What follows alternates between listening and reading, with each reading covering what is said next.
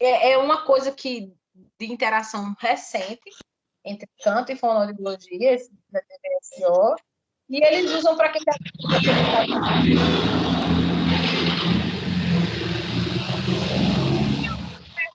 Isso a gente pode continuar no babado do texto. Eu acho importante a gente falar sobre isso também, né, de ETVSO, porque é algo que está, assim, no assunto do momento, entre fonos e cantores, e a gente tem que tirar esse tempinho para falar disso mesmo, tá bom? Sobre o texto, ou alguma pergunta dessas de ETVSO, alguém tem ainda? Vale, caiu aqui, você se entendeu. Mas, enfim, é a vida. Ai, não, Yuri, calma. Apareceu! Oh, glória a Deus, amém! Então, tem alguma dúvida sobre esse negócio de TVSO? Ou a gente pode voltar para o texto? Nhaim. Eu vou... Ju, voltando pro texto, posso voltar? Alô? Pode voltar. Tá. Não, é porque me fez. Tinha duas discussões que a gente iniciou que tem ligação, acho, com o texto que a gente está comentando na semana passada, que é um ponto falando da questão da expressividade, que é o. A gente está falando sobre o autor, né? Sobre a questão de como interpretar a peça, né? E tal, qual é o limite, ou então qual é o sentido de. Enfim. E também. Porque fugiu da minha cabeça qual era o outro ponto. Mas isso foi um ponto que eu achei interessante porque tem ligação direta com o texto que a gente estava discutindo na semana passada, né? De um diálogo, né, entre os dois, até. Eu tô qual é o Tem outro umas ponto coisas aqui, tá? legais. Alô? Tem, Ah, tá. tem alguma outra pessoa que tem alguma observação? Yuri vai querer expandir mais essa sua reflexão? Vai querer falar mais disso? Eu vou tentar pode falando aí que eu vou tentar encontrar aqui as citações que eu marquei aqui. Teve uma coisa que como eu li, não li assim a fundo, mas tem um quadro, né, nos resultados, aí tem falando lá, aquilo ali é a ordem do que é importante para eles em relação à expressividade, é? Porque tem assim, a emoção, teatro, não sei o quê, a técnica vocal lá no fim, aí eu achei isso curioso. Mas se a gente for olhar como um público, se a gente for ver mesmo, uma voz linda é uma das coisas que eles querem ver. Eles adoram voz linda, né? Mas tem aquele cantor que toca, boa, né? Que traz uma mensagem. Eu acho que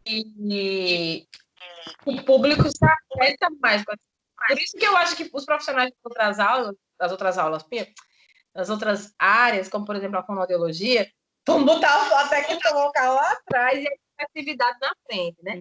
Eu acho que é isso que a gente vê também, que alguns cantores que não têm a voz tão incrível, no caso da música popular, por exemplo, façam muito sucesso. Porque pela questão da conexão, né, outra, que cria. Tem outra coisa que faz eles se vincularem, sabe? Uma coisa assim, que eles vão lá e pescam o público. Às vezes é uma interpretação, às vezes é uma representatividade de alguma causa. Enfim, a construção de um artista de sucesso, ela passa por muitas coisas, né? Não só a beleza da voz. E isso tem aparecido muito nos textos, né, que a gente tem estudado. Ó, pessoal, para quem gosta de ler em inglês, A sigla para ETVSO em inglês, que a gente chama aqui exercício do trato vocal semiocluído. Lá é SOVT, que é Semi-Occluded Vocal Tract, certo? Aí, assim, vocês podem achar os gringos fazendo isso também, né? Para quem gosta de pesquisar coisas em inglês sobre técnica vocal, tem muita coisa em inglês. Aí vocês podem procurar. Tem mais alguém que tinha mais coisa do texto para trazer?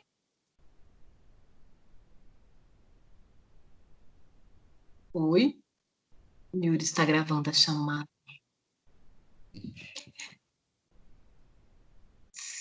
Se não tiver mais gente que traga coisa do texto, então, quando ela começa a revisão da literatura, bem no comecinho, na página 6, ela traz um negócio assim, ó.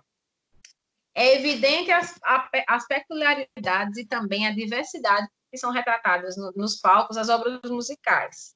Timbres, durações e dinâmicas organizam-se em diferentes jogos de luz e sombra.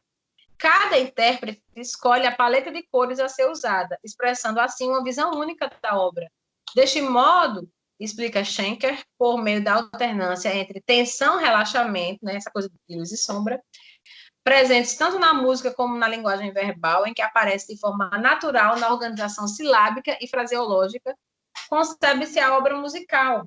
E somente este contraste de intensidade, cor e duração é capaz de criar diferenças, interpelações, continuidade, em outras palavras, comunicação. Ou seja, não pode ser uma coisa só.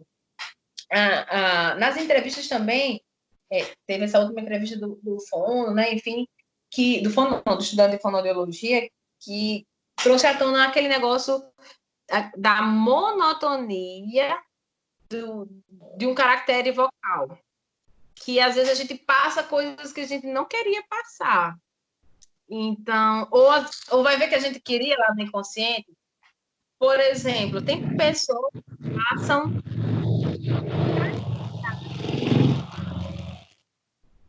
mas que na verdade eles não queriam isso. Mas a voz dela passa. Então, talvez você tivesse que trabalhar o quê?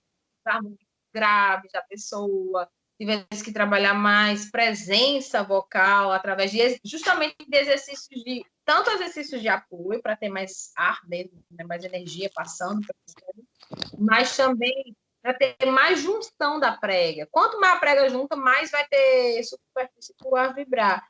Então, vai trabalhar esses ETVs hoje de juntar o Z, o J,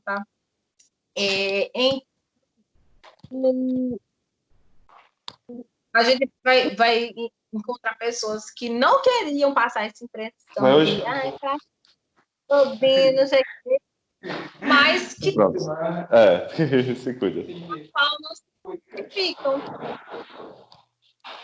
E às vezes a pessoa só se toca disso quando um fono fala, um professor de canto fala. Aí onde a gente vê que é preciso feedback externo sempre, né? E é preciso manter, a gente mantém o público da gente, né? Ligadão na gente, fissurado durante o espetáculo, por essa mudança de climas, né? Não é tudo uma coisa só, né?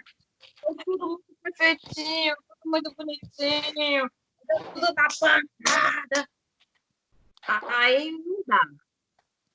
Certo? Alguém queria falar? Teve um barulho aí, eu não sei se foi externa.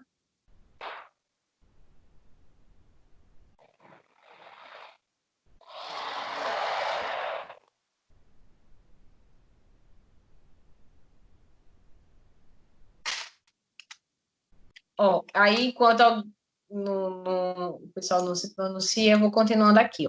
No entanto, essa comunicação processa-se em diferentes níveis ao se comparar duas performances, sejam estas do mesmo intérprete ou de intérpretes diferentes. É fácil perceber que alguns expressam melhor do que outros as ideias, estados e emoções da obra que interpretam e alcançam. consequentemente, maior sucesso em seu processo de comunicação musical com o público. Geralmente, este nível de comunicabilidade do conteúdo musical alcançado entre o executor público é usado como um parâmetro que diferencia as performances mais expressivas das performances menos expressivas. Isso é uma citação de Loureiro. Então, para essa pessoa, o que diz que a minha performance vai ser mais específica do que a de outra pessoa, ou menos, é a capacidade de comunicar. Digamos que alguém que tem uma voz com mais características vocais próprias do canto lírico e que seja muito... sabe fazer várias coisas com a voz e tal, né? Um atleta da voz. Mas tem uma outra que sabe fazer as interpretações, sabe chorar, sabe cair, sabe sorrir, sabe criar climas. Essa aí vai comunicar mais. E aí? Vai ganhar a técnica ou vai ganhar a expressividade? Né? Então, o público mesmo, ele vai muito pela expressividade. Isso se também não nos autoriza, então nem vou estudar técnica, né? Porque, assim, o que o público, na verdade, quer ver é uma expressividade com técnica. Você cantando bem, né? Você cantando de uma maneira organizada do ponto de vista técnico e ainda assim sendo expressivo. Isso eu achei bem interessante, né? Alguém mais tem alguma coisa uma controvérsia? E aí? Vocês querem? Polêmica. Fala aí. Polêmica Brasil! Né? É porque, assim, a professora colocou que as pessoas querem um canto expressivo, mas com técnica, né? Mas é porque aí eu já vou trazer para a realidade aqui do Ceará, né? Que as pessoas não, principalmente no canto lírico, que as pessoas não têm um estudo muito aprofundo, não têm uma familiaridade com o canto lírico, né? Então, às vezes, as pessoas aqui, pelo menos no Ceará, seguiam muito mais pela expressividade do que propriamente pela técnica, né? Então, a capacidade de você conseguir transmitir a mensagem musical, né, no sentido da emoção, da expressividade, conta mais do que propriamente o desenvolvimento técnico, né? Eu digo isso porque eu já participei de alguns festivais e encontros de música aqui em Fortaleza, né, no Ceará, e conviver com as pessoas que assistem e que convivem, né, no meio, né? Então, tipo, há também esse ponto, né? Eu acho que aqui para o Ceará, né? Fortaleza. Então, às vezes, o pessoal também fica... É isso que eu penso também. Fica nessa coisa, não, o que importa é a liberdade do coração, dizer o que quiser, e falar com o público, e falar com o outro.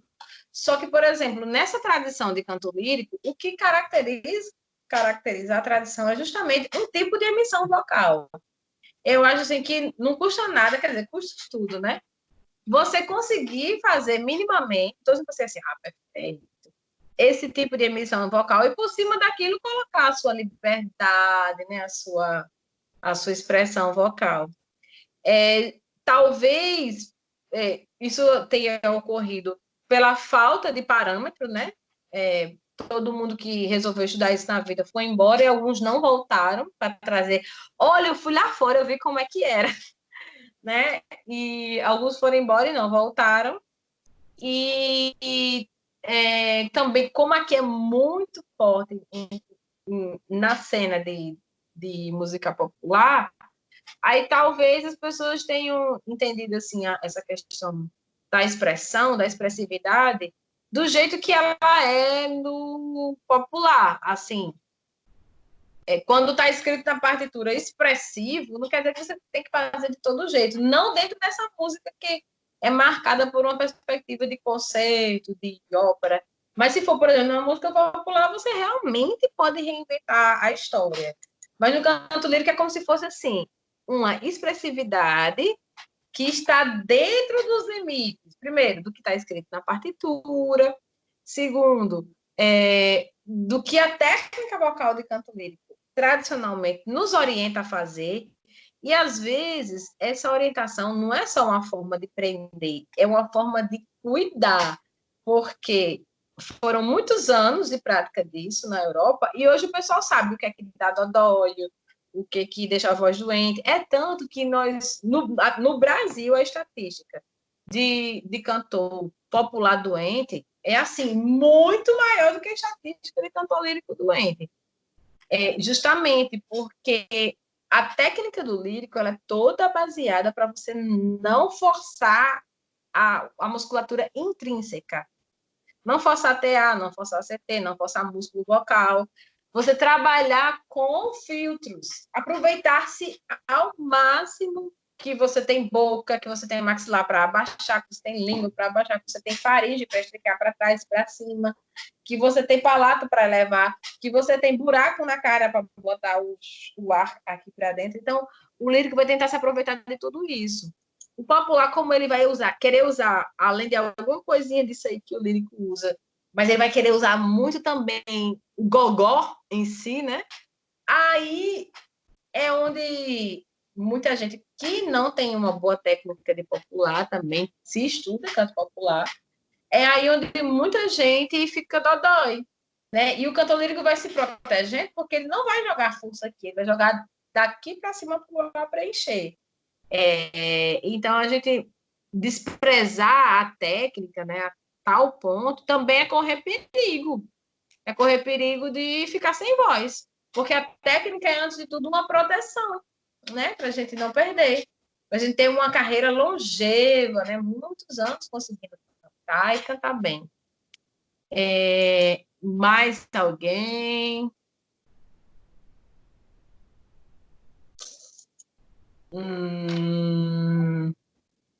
Gente, eu vou só fazer uma observação. São 4h29. Tem análise de performance para hoje? Alguém chegou a mandar para o e-mail do Neol? Ou mandou para os Não, amigos? Ju, não mandou nada pro e-mail do Nel, não. Pronto, beleza. Também para mim não chegou nada. Então, vamos embora. Vamos continuar no texto. Ju, duas coisinhas rapidinho. Eu queria fazer uma pergunta. Oi? Oi. Sim, Ju. podem fazer perguntas. Tá. Quando finalizar, eu quero falar. Quando terminar, eu quero falar 2 informes, tá? Uhum. Vocês estão me ouvindo? Eu tô. Ô, Ju, deixa eu fazer uma perguntinha. É assim, eu acho que tanto você ter uma voz bonita, como saber se expressar, e a técnica tem que andar em conjunto. Estão me ouvindo, né? Eu não Sim, tô... por exemplo. Olha, a minha avó, ela mal sabia ler e escrever, né? Mas quando ela ouvia alguém cantar, ela costumava dizer: essa aqui tem uma voz bonita, mas não tem expressão. A música que ela canta é como se ela não tivesse sentido, não sabe nem o que está cantando, né? E o outro, ela dizia assim: esse daí passa a mensagem que a música quer, sente a emoção, né? E a voz dele é linda, ou a dela é linda.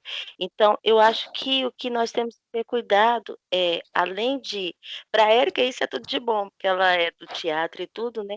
Aprender a cantar a música de uma forma completa, de corpo, né? Porque a minha avó dizia que quem sabe cantar de verdade, ela interpreta tudo é a música que ela está transmitindo. Eu achava isso muito interessante. E sou louca para aprender a ter a expressão tanto no rosto como no corpo, e à medida que a voz vai sendo solta. Eu acho que isso é que faz a diferença para quem escuta uma ópera e nunca ouviu na vida, a primeira vez que escuta, se vai gostar ou não. Canto lírico, a maioria das pessoas costumam dizer que é uma coisa gritante, Depende da forma com que o canto está sendo expressado, né? Está sendo colocado para fora. Eu tô doido, é isso mesmo. É, isso. Eu acho que tem muita gente ao longo da história do lírico. Isso eu não estou falando de Ceará, não, estou falando do mundo. Todo serviço a esse gênero e fez o povo não gostar, porque simplesmente acha assim, estou cantando com a boca redonda, tá lírico. Não é. Aí, faça isso, não vai ficar bonito, porque não é lírico. Aí eu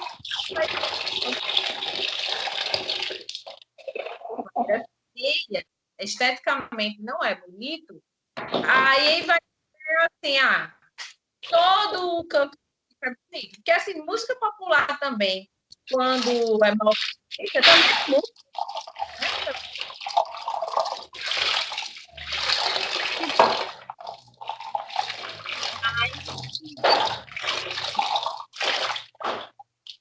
E esse desserviço, né? Alguém que cantou e deixou marcado na cabeça das pessoas. Aí todo mundo acha que lírico é outra coisa também. Tem gente que canta entubado. Enfim, não sabe os filtros direito. Aí cantar entubado, essa voz mais escura, assim, mais para trás. Aí o canto lírico também tem harmônicos graves. Não é essa voz escura do entubado. Tem harmônicos graves porque a gente, quando abre muito a caixa de ressonância, ou seja, abre muito dentro, a gente vai ampliar a possibilidade de harmônicos. Então, tem alguns harmônicos que a gente não usa para falar de profundidade. E que nem toda voz mais atrás é entubada, viu?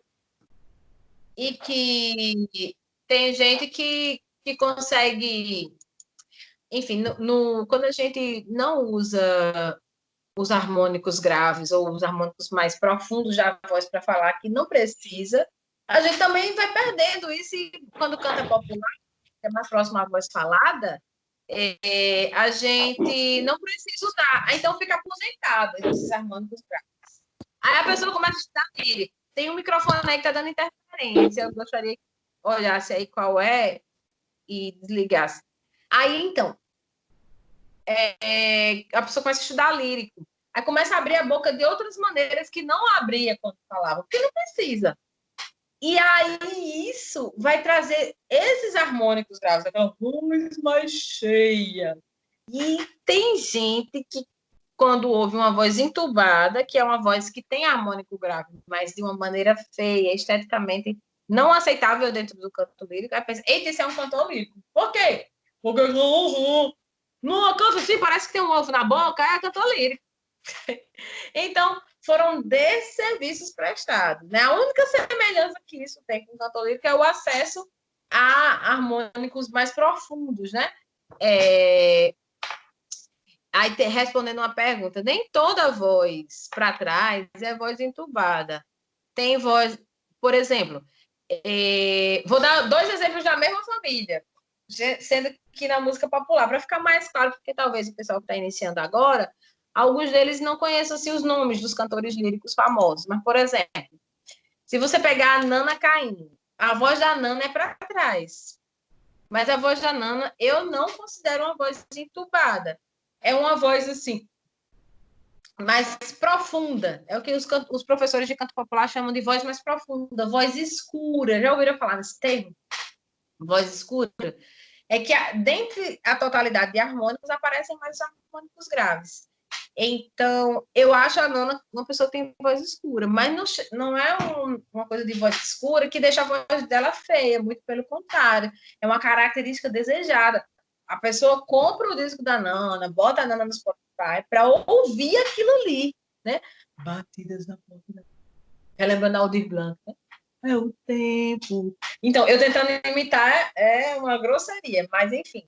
Aí já se você for pegar algumas gravações, Ju, tem uma dúvida, porque quando eu criança, algumas meninas tinham a voz mais doce. Eita, sumiu, eu vou ter que ir no chat. Então, voltando à pergunta aqui, da colega. E aí, na mesma família, nós vamos ter o quê? Vamos ter Dori Caymmi e Danilo Caymmi, e o pai, né, o Dorival Caymmi. Eles também têm a voz mais atrás, mas não chega a ser entubado, tá entendendo? Assim, é uma voz atrás que tem expressividade. Você sente nuance, às vezes uma alegriazinha, às vezes um negócio meio tristinho. Agora, por exemplo, no começo da carreira, algumas gravações da Alice Caymmi era meio assim. Então, talvez ela não soubesse lidar com o espaço que é próprio da fisiologia da família. E não sabendo lidar musicalmente com esse espaço, né, esse benefício que eles têm,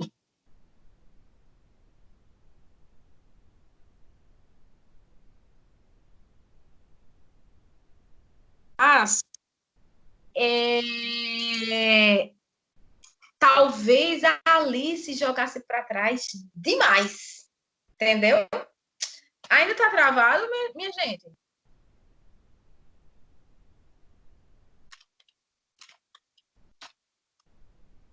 Voltou, pronto.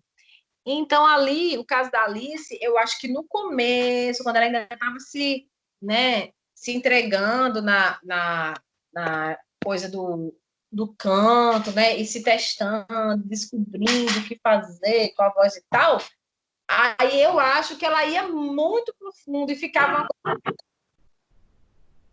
Não era como os tios dela, nem como a Nana, né? Que era mais para o entubado do que para a voz para trás. Não sei se vocês estão entendendo.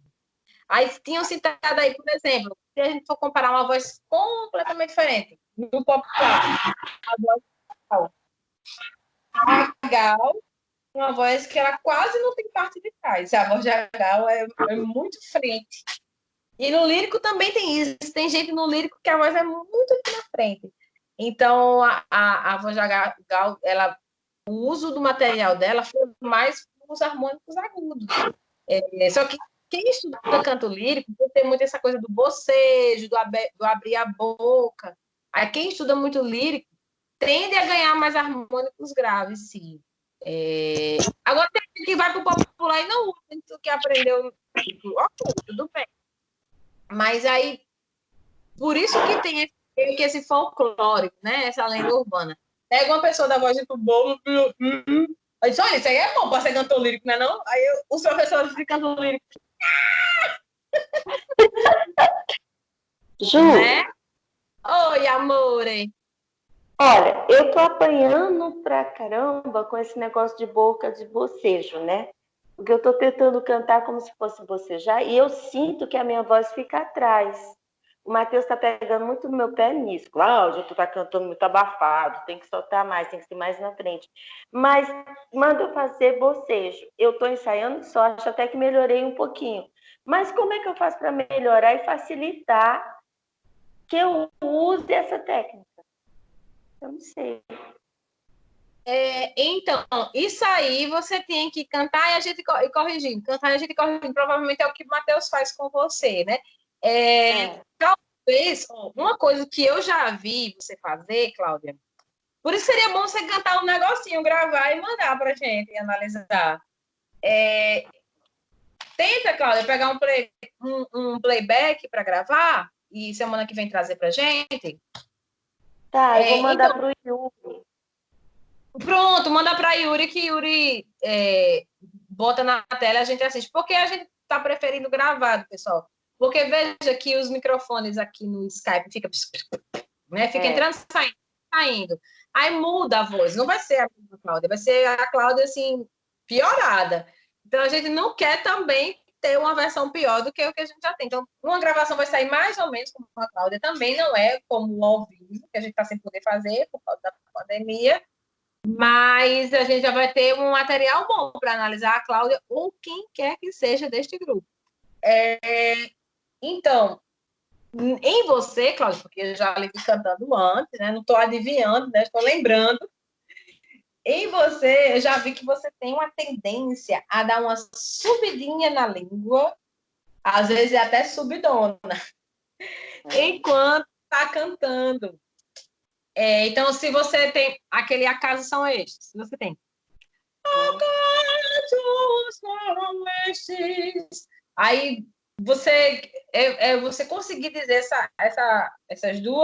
essas três palavras. Acaso são estes. São várias vogais, tem nhá, tem nhé, tem o, mas o canto lírico pede que a gente dê elas todas, não manchando as vogais, mas deixando com uma carinha de bocejo. Então, em vez de eu fazer como no popular, acasos são estes, eu vou fazer acasos são estes. É um bocejo, mas que também não é um bocejo, não era arte, né? É um quase bocejo, né? Então, eu noto que você talvez boceje demais, e isso faz o quê? Levantar a língua. Aí fica como quando a gente levanta a língua? Fica quase o cuso. Porque, gente, se tem um negócio difícil de domar no canto lírico, é o diabo da língua. A língua quer levantar. Quando, digamos, isso aqui é uma boca. Na vida, né, João? Se na vida também, né, meus amores? Ó, isso aqui é uma boca. Aí tem uma língua dentro da boca. Se a gente deixa ela tensa, ela vai diminuir o tamanho do buraco da boca. E a gente deixa a língua bem relaxada, principalmente, não é só relaxar na frente, relaxar também lá atrás. Aí você pega um espelhinho, olha se lá atrás dá para ver o seu palato, dá para ver a sua úvula. Deixa ela bem. Ela meio que ela sobe para relaxar depois, né? E aí você vai notar que você vai abrir mais esse buraco. Com um bolão de língua dentro da boca, você fica com pouco espaço para o ar ressoar. Agora, se ela baixa, já aumenta mais, né? O espaço. Então, no caso de Cláudia, eu já sei, porque eu já vi, a língua dela é elevada. Aí sai daquele parâmetro de e vira.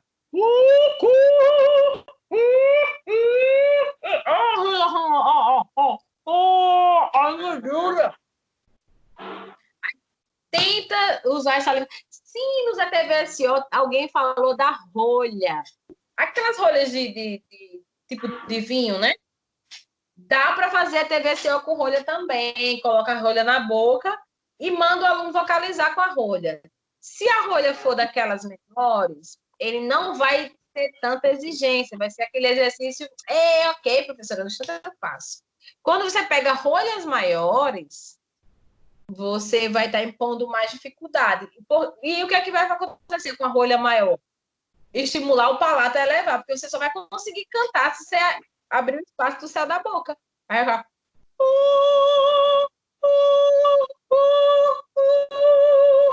Quanto mais aumenta, mais você vai ter que o céu da boca. E também, gente, vai ser objeto de alguns daqueles bizus nossos, né? A gente trabalha o redondo do bocejo para ter mais amplitude, né? Mais espaço nessa carinha linda que Deus nos deu. E a gente vai trabalhar também os buracos dos ossos da face, ou seja, a famosa máscara. Porque se eu trabalho só bocejo, eu fico só no. E os que trabalham tanto com bocejo, que a voz vai lá para trás, e fica assim, soproso, desculpa. Aleluia, aleluia. Eu sei que você fora. Então, a gente tem que trabalhar o bocejo com isso aqui da frente, ó, que é quando o ar ele é depositado dos coisinhas aqui.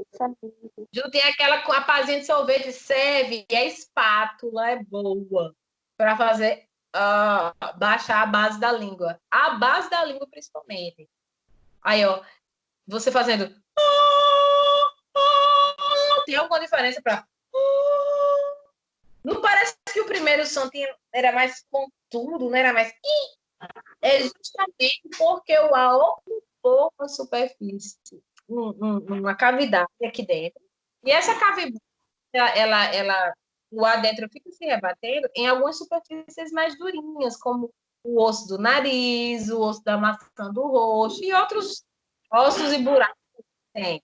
Então, em vez de ficar aquela coisa fofa, né, folote, no caso, principalmente das mulheres e dos tenores, a gente precisa muito disso. Os baixos já trabalham muito daqui para baixo também, né? Não fica só nisso, senão ia ser, sei lá, aqueles cantores de rock. Mas o baixo usa muito o harmônico grave, puxando para a vibração da prega vestibular, que dá aquela coisa do. E aí, já só para os contraltos e tenores, eles precisam mais demais, assim, quase todo tempo eles precisam. O que é máscara? É quando há entra onde daria para encaixar uma máscara de carnaval. E aí sai disso aqui. Para ser.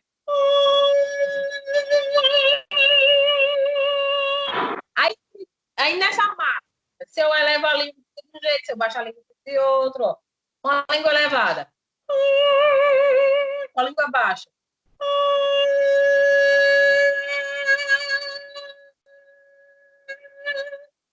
Então, essa coisa da frente, né? No caso do tenor. Porque uma parte do ar está saindo por aqui também. Então, não dá para fazer o bocejo com elevação, acho que via uva, eu também acho.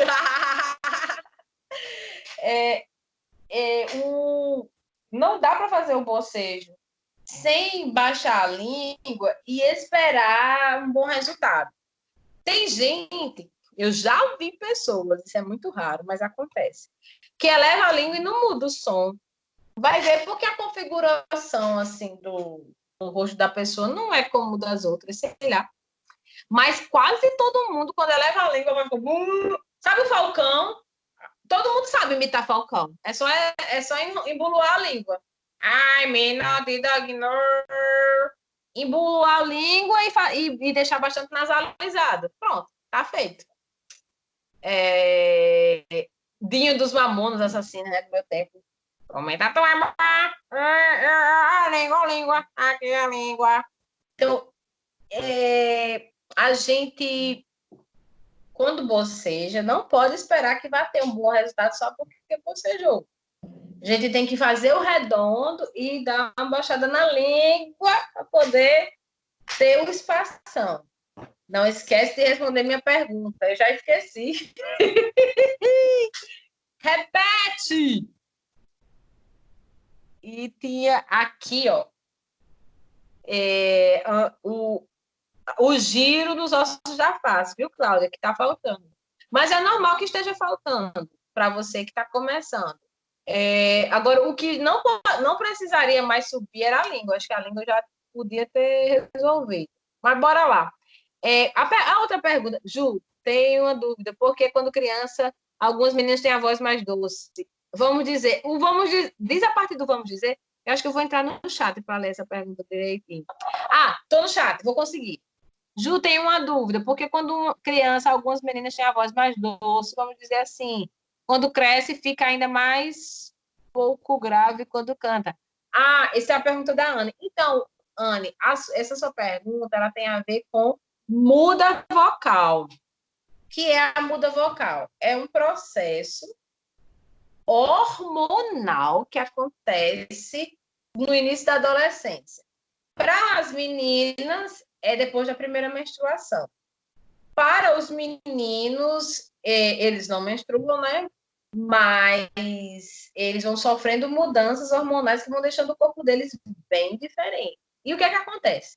Hormônio ele tem essa capacidade de aumentar músculo ou diminuir músculo. Depende de que hormônio você injeta na criatura. Então, vamos fazer um paralelo. O pessoal aí, os crossfiteiros, as paniquetes, alguns, né? Alguns tomam um negocinho e o músculo aumenta, né? Então, o músculo que entra no corpo dos adolescentes, o hormônio que entra no corpo dos adolescentes, a partir do início da adolescência, o hormônio que é secretado, né? Ou seja, ele começa a navegar ali pelo corpo, ele é dos hormônios que aumenta. Então, a prega vocal que tinha um tamanho miudinho para meninos e meninas, e aí produz quando a prega é pequenininha, ela estica rápido. É pouca superfície, é pouco comprimento para esticar. Então, como ela estica rápido, para meninas e meninos, quando são muito pequenos, é muito fácil produzir agudo. Então, é fácil falar com a voz assim, docinha. E é fácil dar grito e não perder a voz. Porque tudo que é agudo é fácil para eles. Já que... E bebezinho mais ainda. Gente, vocês já viram os bebezinhos fazendo aquele registro de flauta? Tá. Já a gente vai para os informes. Já viram um bebezinho fazendo aquele exercício, registro de flauta, que nem a Mariah Carey? Porque é muito miudinho, é miúdo e mole. Então, a laringezinha vai... Então, pessoal, aí a criança, quando entra na adolescência, ela tem um aumento, tudo cresce. E tudo cresce assim, tipo, a criança levou 10, 11, 12 anos para chegar no tamanho X, chega na adolescência, ela cresce em meses, para todos os lados. E você olha o adolescente de 12 anos e quando ele está com 13, quando ele está com 15, é outra pessoa. Então, a muda vocal aumenta o músculo. Ele fica maior mesmo. As cartilagens também. E todo o conjunto da laringe aumenta. Então, o que é que acontece? Ficou maior, pinto virando galo, exatamente. Ficou maior, aí vai vibrar mais devagar. Vai ter mais dificuldade para esticar. E aí vai diminuir a facilidade com os agudos. Aí o corpo é inteligente, o corpo vai querer se adaptar a falar e a cantar no médio. Se ele não for treinado, se aquela menina e aquele menino não for treinado, ele vai aposentar os agudos, porque ele não vai ter aquele agudo fácil como era quando ele era criança. Claro, tem adolescente que canta agudo, claro que tem, mas muitos dos que tiveram uma muda vocal muito violenta, né, assim, cresceu demais a estrutura interna, tá certo, Matheus, eles se adaptam a falar e cantar mais grave, porque eles sentem que não está conseguindo mais o agudo, mas é porque cresceu, e o corpo deles não sabe mais lidar com é uma outra laringe. É como se estivesse começando do zero. Principalmente para os meninos. Por quê? O das meninas cresce, mas o dos meninos cresce, assim, mais do que o das meninas. E em alguns casos, assim, dentre alguns meninos, mais ainda do que dentro da média dos meninos. Que aí vão ser esses meninos que serão baixos no futuro. E aí o menino sofre muito mais que a da menina. Porque na muda vocal feminina, a laringe feminina cresce poucos centímetros, mas cresce. Mas é por isso que a igreja tirava lá o negocinho que permitia a secretação do hormônio. Porque se você mexesse na estrutura que podia soltar o hormônio, quando chegasse à idade certa, você impedisse do hormônio sair, o menino ia crescer, só que a laringe não ia crescer. E aí ia ficar com voz de criança. uma pessoa grande com uma voz que não acompanhou.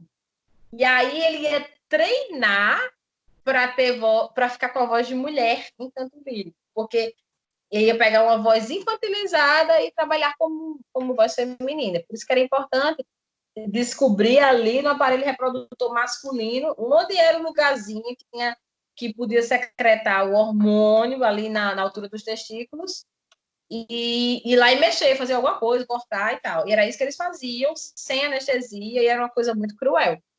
Quem lembra daquela... Agora, alguém deu o exemplo de menina. Se isso já é impactante na menina, no menino é muito mais. Muito, muito mais. A muda vocal do menino é violenta, na maior parte das vezes. Quem lembra daquele caso daquele J.A., aquele menino que cantava no Raul Gil? Ele cantava super agudo, mas era cantor gospel, né? E aí, aconteceu com o Michael Jackson também. Cantavam agudos. Teve a muda vocal. Passaram mais para o médio, né? Médio grave. Não eram mais aqueles agudos de antigamente. Faziam agudo, às vezes, com muito sacrifício. E justamente porque, no caso do menino, a menina nem tanto, mas o menino, principalmente, você vai ter uma nova voz, porque é outra laringe. Essa é como se estivesse nascendo um troço novo naquele corpo ali. E o corpo vai demorar para entender essa mensagem. Às vezes, anos. Então, uma menina que ela canta na infância, continua cantando na adolescência, e ela está com seus 20, 22 anos, ela já tem mais de uma década de convivência com a sua própria voz. O menino, a gente pode dizer que ele começou tudo de novo, resetou, começou a conviver com a voz de novo a partir da muda vocal. Então, se ele começou a cantar com 8 anos de idade, e a parte mais intensa da adolescência dele começou com 13 é como se fosse um reset. Ele está começando tudo de novo. Aí o corpo vai demorar todos aqueles anos de novo para se reentender. Por isso que os meninos sofrem muito com a muda vocal. Aí, falando de muda vocal e processos hormonais artificiais, que foi por onde eu comecei na hora de dar o exemplo, né? É por isso que as meninas que tomam esses insumos de incentivo ao crescimento muscular, elas ficam com a voz assim, a voz de travesti, porque elas tomam para aumentar a bunda e aumenta a prega vocal também, não é só a bunda que cresce. A tendência é todo o lugar onde tem músculo ter um aumentozinho, né? Alguns 1 centímetro que aumenta na prega vocal, você já perde uns agudozinhos. Então, para as mulheres que têm amor aos seus agudos, eu não aconselharia tomar bomba. Porque vai ficar com a voz desse jeito, vai virar abaixo, vai virar nem contralto. Também acontece o contrário com os homens que passam por aquele processo da transição, de reidentificação, né, com identidade de gênero, e aí eles tomam o outro hormônio, o hormônio feminino. Pode ser que a prega não é obrigado a acontecer, não é que sempre vai acontecer, mas em muitos casos a prega vai ficar mais fininha. Vai virar uma voz de mulher, igualzinho, às vezes não vira, não. Porque ela vai ficar mais magrinha, mas é dentro de uma laringe com cartilagens, tem um ossinho lá, e tem outras estruturas externas, que é de um homem. Então vai ficar aquela voz misturada, ficar no meio do caminho. Então é aquela voz que tem, às vezes tem umas coisas assim, tem umas coisas assim, enfim. Aí o que é que muitas dessas pessoas fazem no processo de reidentificação para um outro gênero? Trabalho de fono, para aprender, já que o corpo da gente ele aprende umas coisinhas, para ele aprender a usar mais os harmônicos agudos do que os graves, no caso das mulheres trans, e no caso dos homens trans, o contrário. Para eles aprenderem a usar mais os harmônicos graves e ficarem com características mais masculinizadas, certo? Para vocês verem como esse babado de hormônio flui. Hormônios ao longo da vida, é só na adolescência? Se fosse, era bom. As mulheres já chegando assim, 30, 37, 40, a voz vai virando Ivete. Porque é secretado um outro tipo de hormônio que também vai puxando para o grave, porque vai deixando essa estrutura mais cheinha, né? Mais gordinha, certo? E os homens lá, depois dos 60, é secretado um hormônio que afina. Pode ver que tem muitos homens idosos que têm a voz rouca, meio rouca e aguda. Os velhos com a voz aguda. E as velhas com a voz grave. Assim, as velhas. As velhas ficam com a voz grave e os velhos ficam com a voz aguda.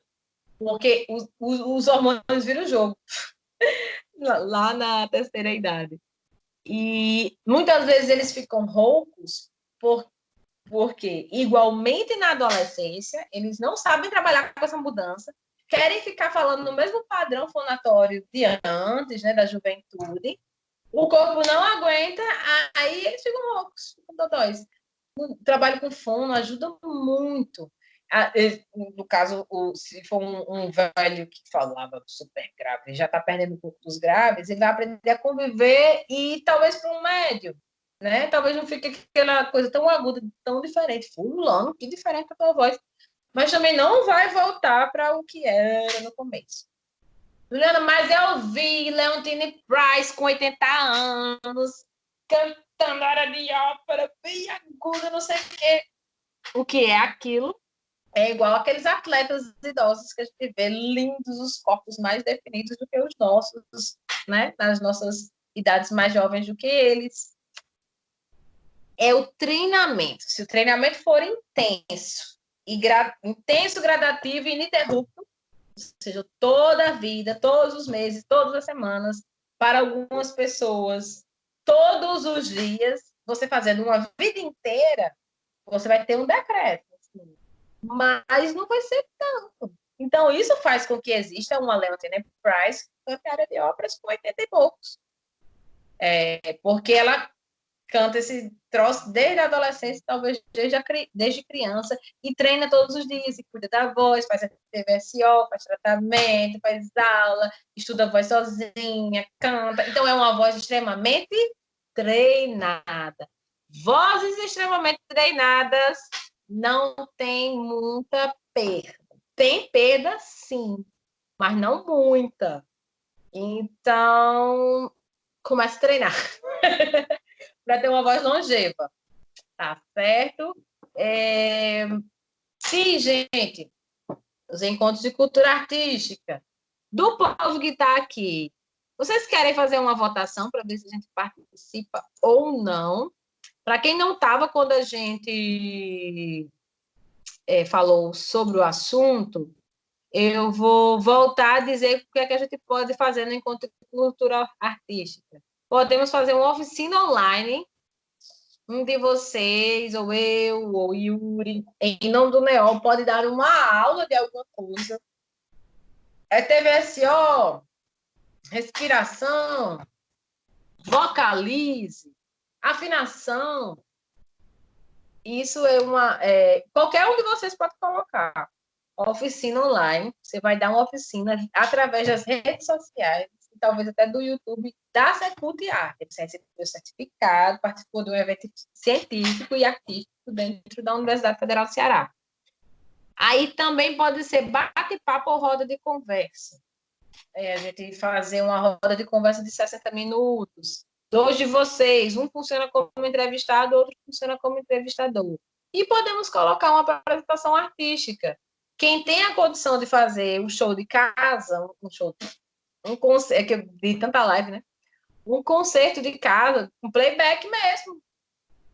Escolhe 5 músicas, 6 músicas, e aí o concerto vai sendo assim, explicando a música e cantando. Ou então pode ser 5 pessoas diferentes cantando 5 músicas diferentes. Aí o pessoal da Secult vai lá, vai convidando um por um no Instagram da Secult e faz aquele revezamento, faz um concerto do NEOL.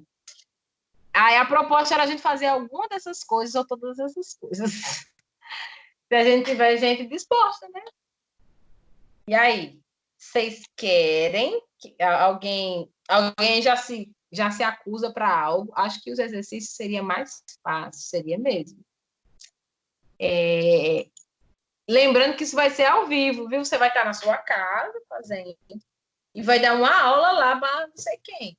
Essa aula pode ser até particionada. A primeira parte fica com fulano, a segunda parte com Beltrano. Sempre o pessoal da Secult vai lá, convida no Insta, você entra e faz sua parte. Aí eles saem, né? Agradece. Fulano vai e faz sua parte. Poderia ser também. Oi, bebê. Já tá chegando.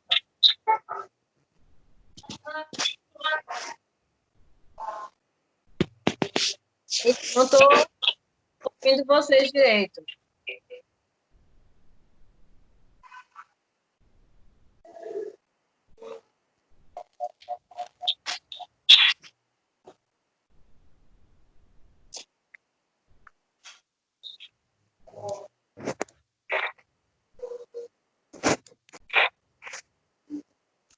Eita, não estou ouvindo você.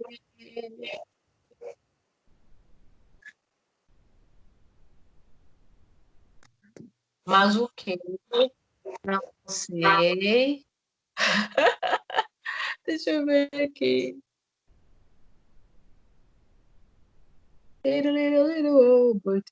Eu quero, mas o que não sei. Pronto, e a gente já sabe que o Yuri vai fazer alguma coisa. Então pode compartilhar para os amiguinhos. Isso vai ser pela rede social da Secult Arte da UFC. É uma rede social aberta, qualquer pessoa pode acessar lá, é só entrar na hora certa e ver, porque é ao vivo, não é gravado.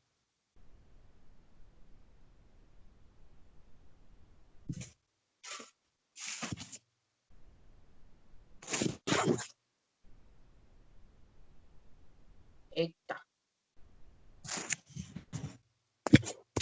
Acho que ela é igual a um bate-papo. Também acho. O bate-papo, como eu falei para você, talvez seja o mais seguro. Ju, vou parar a gravação. Pare.